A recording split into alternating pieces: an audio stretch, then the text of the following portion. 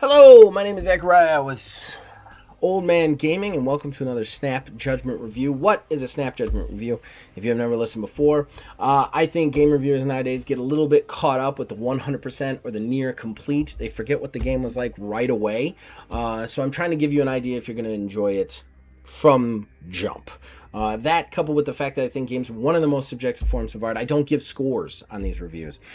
Instead, I'll tell you the overview of what the game is from my point of view. I'll tell you the pros and the cons of the game from my point of view. And then I will be telling you whether I'll be sticking with the game outside the purposes of this review or not. One final little disclaimer here. This and the other review that I just did are older games. I usually try not to do games that are extremely old for my reviews, but Summer Sale and Steam just happened. They're both very independent, very small games that I had never heard of, so I'm just trying to bring them to the forefront for potentially new audiences, our audience, to maybe check out. So what am I reviewing today? I am reviewing Cyber Knight Flashpoint. It is a game by the Trussi brothers. I hope I pronounced that right. It is an incredibly independent game. This game was released, I think, a couple of years ago, but its last update was last month. They are constantly working on these things, and they have long lifespans for their games, which I really respected. It's one of the reasons that I decided to pick this up in the summer sale. I think the summer sale goes on for another 2 days as I am posting this on the 7th. So you might want to check it out. I think it's only $15 in the summer sale. Either way, even if you don't get to it then, I think it's under $30. What is Cyber Knight's Flashpoint? Cyber Knight's Flashpoint is a CRPG. A CRPG like one I have not played before. Now granted, I have only played a handful of CRPGs. They're fun. I think they're cool, but on a whole, they're not necessarily the games I gravitate to. But I did play Wasteland 3. I really enjoyed that. I reviewed some other CRPGs that maybe didn't catch me as well, and everybody knows how much I love Baldur's Gate 3. This is a very different one, though. In this game, it is a cyberpunk future. You get a 5-group team that you can fully customize their appearance and backstory, or let the game procedurally generate it. The leader of that team becomes a Cyber Knight, which is these really enhanced kind of characters with supercomputers built into their spines. And they're looking for that final big hit to get them off Earth, which is just basically a wasteland, and get them to a much nicer place, basically to hit it rich. To do this, they do heists. So this is a CRPG heist game, and it takes place in 2 different ways. First, the CRPG part. And the CRPG part is your team, however many you take in, I think it's usually about 4, head into a mission. This mission has different cameras, they have different bad guys, all with different views, and then you have to do a thing, kill a person, hijack certain things, and get out. What's interesting about this, when you look at like a game like a Baldur's Gate 3, usually when you end up in the CRPG part, which is like a fight, the mission is to kill everybody. Kill everybody, survive everybody. That's really what you're looking to do. And if you can't, grind, come back, kill everybody then. That's not how this game works. This game, basically, no matter what level you're at least that I can see, everybody on the board is going to be able to kill you in a few hits. This game is much more about planning, being as stealthful as possible, or at least if you're going to go loud, be loud with purpose. And that's one of the things that has really just drawn me into this game. But it's also not like those CRPGs out there that I don't particularly like, that are all about just planning and kind of executing like traps and kills and whatnot and moving through a mission in a certain way. This is one that like anything can go wrong and usually does, and that's what's awesome. It always starts with best intentions for the heist, trying to do things as quietly as possible, and then one thing going wrong and all hell breaking loose, and everybody ends up running for the exit by the end, which is just so cool. The other thing is, you are up against this timer, which is just your security timer. You're playing kind of against an AI. The AI is this thing that's just monitoring the field that you're in and slowly compiling evidence on potential intruders. Just your footsteps around, dead bodies, other signs that you've been there. People will start to notice, the AI will start to notice, and as the AI notices more and more security, more traps, and more people will be added to the map to potentially stop you, kill you, destroy you, all of that stuff. So then, once you're done with the mission, we talk about the other half that this takes place in, which is the half that arguably has me the most excited about this game, and that is the safe house part. You end up going to your in-between stuff, which is the safe house. You have this safe house that's kind of a cutaway, almost Fallout Shelter style cutaway, where you can slowly build up your rooms that give you more stuff, but there's a planning room, there's a room for your people, leveling them up, equipping them, there is a room for your cold storage, selling loot that you found, buying new stuff, and then there's also a marketplace and contacts and all sorts of other stuff. What's really cool about this is the way they do your interaction with people, your interaction with your contacts, and there are few video games out there that make you feel like you're playing a TTRPG, like an actual TTRPG where like you can do anything in that world. This game has really given me that feeling. So I'll give you some examples. When you open the marketplace, there are a bunch of items to be purchased, but you have to purchase them through a dealer. Those dealers come out of your potential contacts. Those contacts might like you, they might hate you. If they hate you, they jack up the prices. If they like you, might get reduced prices. If you have favors with them, you can cash in favors to get even more reduced prices, or potentially sell things off for other things. There are so many ways, so many ways to interact with every choice, not just a store that you buy stuff. I got the money, I buy new armor, I add new armor, I'm good. It's not that. It's about who you're selling to too. If I go to one shop dealer enough times, his influence is raised, he also gets happier with me, his prices go down. But if I go to him too many times, the other shopkeeper that maybe has the thing that I need, that price goes up because they're pissed that I'm going to their competition. That kind of stuff happens in this game, which is amazing. In addition to that, your characters have insanely in-depth backstories from procedural jump. There is a contact in the marketplace that I can't talk to because they have a backstory with one of my procedurally generated characters to where they hate each other.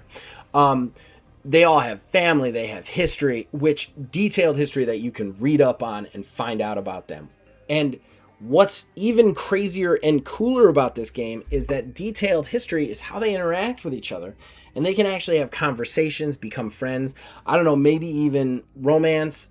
Everybody knows how I love a good love story. I haven't gotten far enough in the game to see if that happens, but there are conversations that can hit just from like people being happy with them. They can also get nicknames randomly in the field because of something they do.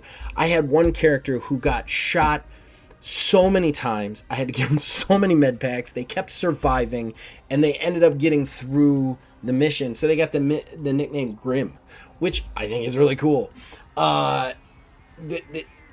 This game is a masterclass of procedural generation, in my opinion, and a masterpiece of a game, which you will be seeing reflected in most of the pros and very few cons. We'll get to it all, but. So anyway, so the safe house also has a timeline. That timeline has interesting things when they're going to happen. When your characters are going to recover from injury for serious wounds they took in the field so that you'll be able to use them for. When legwork will be done. Yes, you can send your characters on individual missions for legwork that give you leverage, which are special things you can then use in combat. Your favors can be cashed in for like people making distractions or people shutting all the computer systems down or something along those lines outside of it. And those are gotten by doing missions for certain people or maybe selling things to certain people. In addition to that, that timeline has payments that you have to make due because of the the loan you take to become a Cyber Knight in the first place. It has other things that happen on it, as well as your construction of your different rooms inside your base finishing. And you have to decide, well, do I wait this long to do another mission and get these new things up and running, or do I do another mission with only the 3 people I have, see if I can't get some money out of it? There's so much choice and so much opening in this game. One of the things that's also interesting is the story is told with, obviously this is a small-time independent group. There is no voiceovers here. There's some very kind of like, I wouldn't say average. It's good music, but it's very simple music for cyber. It's very cyberpunky, auto-generated kind of music for cyberpunk stuff that is basically constantly playing. But one of the things that I found so cool about this is how much these characters interact with each other based on their procedural generation, which I think is just cool. I think that, like, in addition to that, it just gets you, like, these characters, when I customized one character, then I decided to procedurally generate the other 4, and they all look like super weirdos. And I was like, okay, let's see what happens. And I think after the first mission, I was so attached to all of them that, like, I can't bear the idea of one of them dying. And I don't know if there's permadeath. I did have one person go down in a mission, and it said survived under there. So either there's a permadeath option that I didn't turn on, or there is permadeath and they just, like, got the luck roll and survived. Either way, I don't want to see any of them die because I'm that attached to them, even as weird as they look and all of that, because of their characters, because of how much character and dialogue that is procedurally generated onto them. And it might not even be procedurally generated. I don't know. I've only gotten a chance to play one mission. I will say we'll get into the cons with the tutorial stuff, but the tutorial took up probably 3 of the 5 hours that I played with this game. But it is one of those that, like, when I put it down, I couldn't stop thinking about going back to it. So I think that's it for the gameplay. I think that's the best way to say everything. I think we need to go into the pros and the cons. So, pros. I had the wrong sheet up. Here we go. Pros. The great mechanics. I love the mechanics of the shooting. I love the mechanics of, like, how the powers work, how the running works. I will say there was some things about the button combinations that were a little bit tricky at first, even after the tutorial. But the mechanics themselves, there's so many good ones there. And I'm going to add to that, one thing that I didn't talk in the overview is, obviously it's cyberpunk, so you have to have hackers, right? But the hacking is not like you send your hacker to a terminal and they're there. They literally enter an entirely different space and an entirely different type of combat to actually hack mainframes. That is incredibly in-depth and incredibly interesting. Which, again, one of the reasons I didn't get through a lot of the tutorials is because there's a lot of tutorials. I think you will actually see probably some of the tutorials in the footage that I have here, because I think there's still things that I haven't discovered in the game and tutorial boxes popping up. But there's just so many in-depth mechanics. The designers of this game did not just be like, I want this to be a CRPG shooty in Cyberknight. I think they thought about, how do we make a full-fledged cyberpunk game? And that's what they did, because everything has a mechanic to it. Everything has something to it. There's deep character customization, which we'll get into. But there's, like, every aspect of this game was thought about. There was nothing spared. There was never a time when they were like, we'll rest on the laurels here. They don't need that as part of this game. Everything in this game that you can do or you can interact with has an interesting mechanic to it that I found very compelling. All right, so let's get into the customization that I just mentioned. First of all, there is deep character customization from the standpoint of how your characters look, their backstory, what they are. You can influence all of that. But in addition to that, there is huge options for builds, different builds on a character, different way they advance, how they level up, what powers they get, what powers they don't. There's also multi-classing that you can do within the game. There is so many ways to customize and look at characters in here that I think is really cool.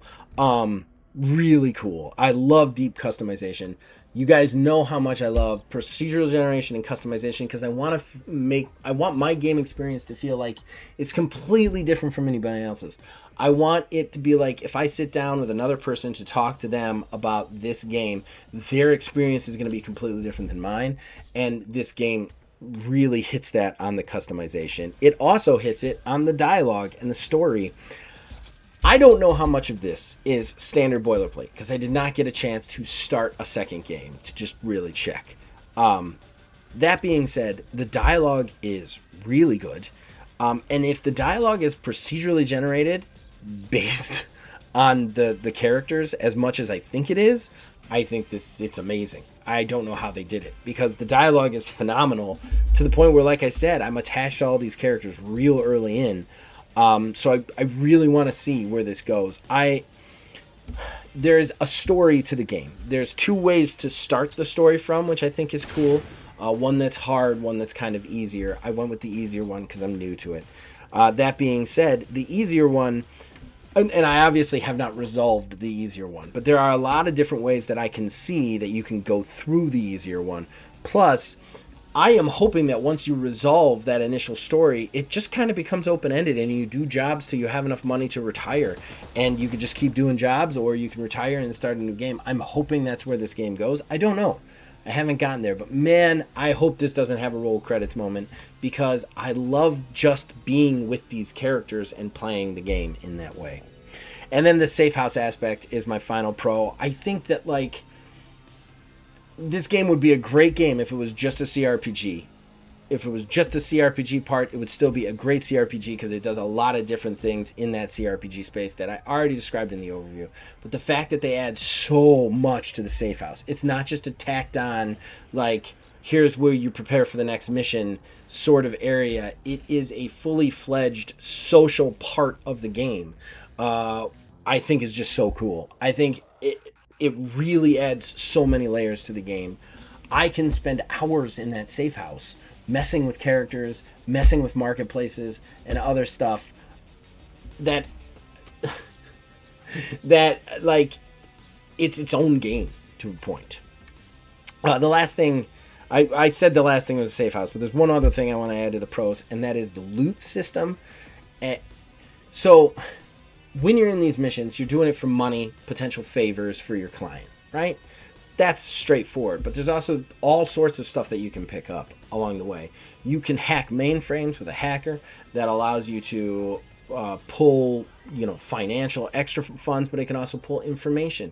There's also lockboxes that have potential blueprints or important dossiers and information. That stuff can be sold to certain contacts. Depending on the contacts, you can also leverage those contacts with the stuff you have. There's like a blackmail aspect to this game. I think that's so cool. I think it's really cool.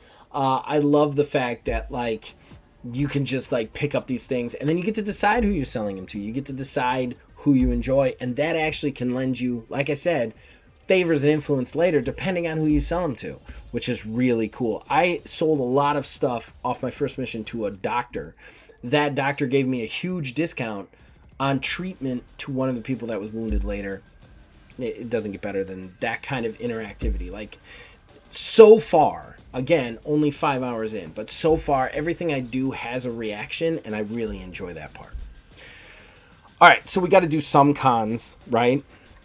I don't have a no notes on this, but I'm going to say this. The notes that I have, one of them I think is a pure problem, but I don't see a way necessarily to fix it because of how complex some of their stuff is.